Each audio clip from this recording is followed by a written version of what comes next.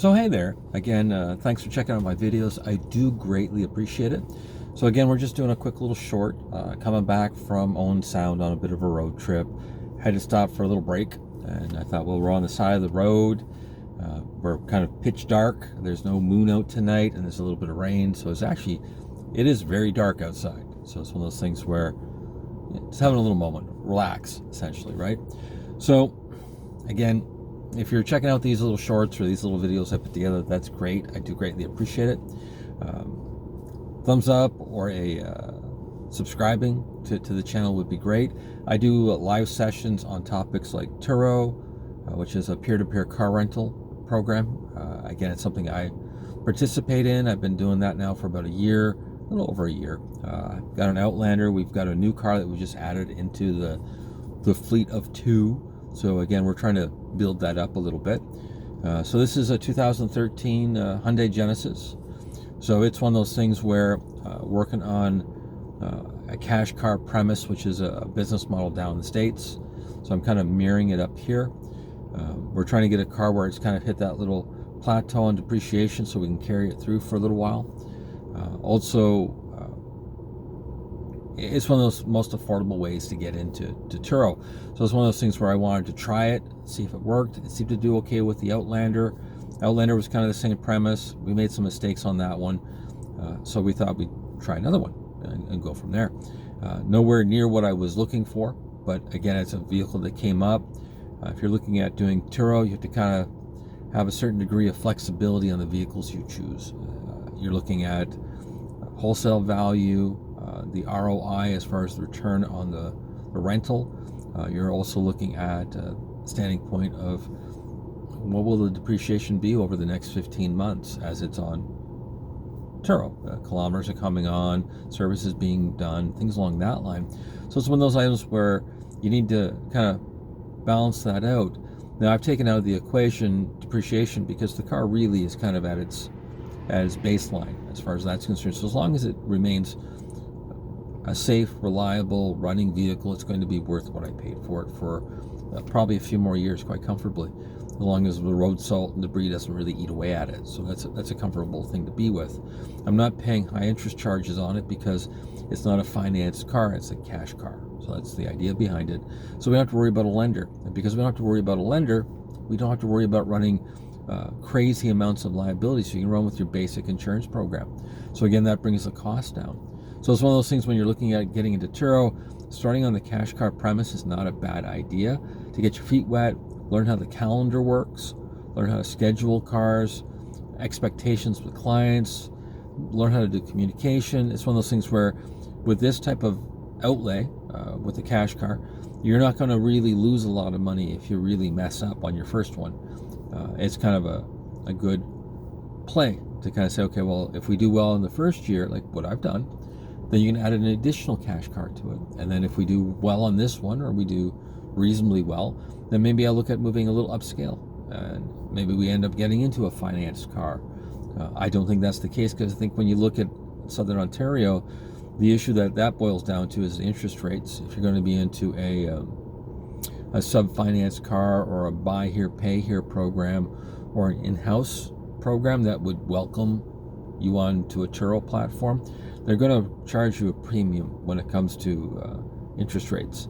And the going market kind of on a sub or a third-party lender is usually in the neighborhood of that 10 to 20% range, sometimes even a little higher.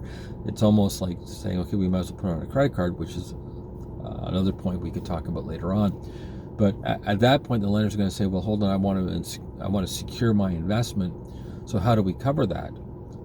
Is that with a sizable down payment, so that the initial depreciation on the car, the taxes, the service costs from the dealer is covered, plus his profit margin is taken care of?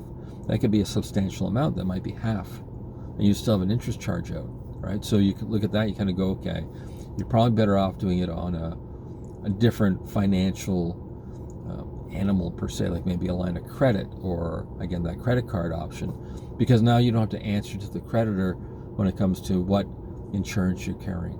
You can just do the bare minimum to be able to get you onto the platform, and that'll help with some expenses. Now at the same time, you got to counterweigh that, because you're going to get lower coverage for a lower price, On a cash car, it's not such a big issue, because if you're running a high deductible, well, hopefully your rental income has covered that for that little while, right? So it's one of those things where if you're in a $50,000 newer car, or something along that line, you're going to be paying a lot more insurance, and of course you're going to have interest charged up payments.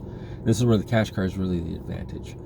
So we're on the side of the road, we're just doing that little free thought, no script, just kind of what's popped in. And I thought to myself, I've never really seen the interior of a Genesis at night, and this is a 2014. I think they're going to be the same from 09 to 14. I think they're going to be very, very close.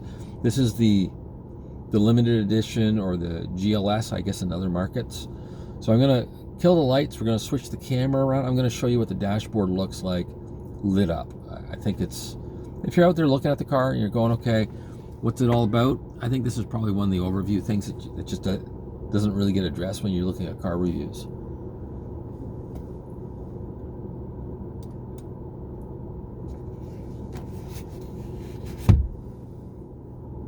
Spooky.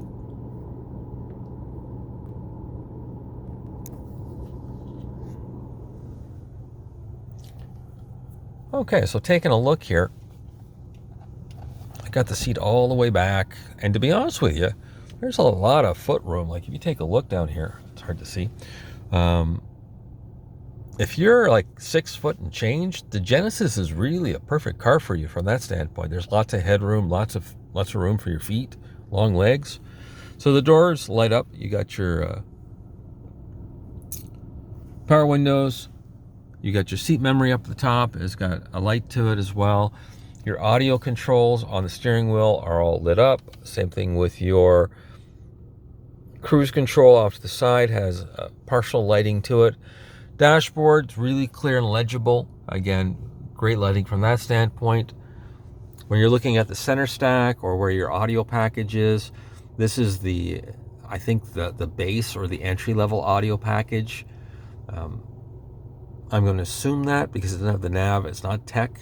So we're going to upgrade that shortly. Down below you got your CD player, and of course we've got your shifter. So a little compass up top, right there.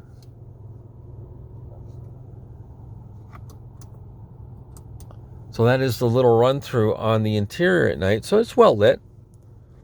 The wood grain dashboard looks nice. Again, we're going to do a little more detailed.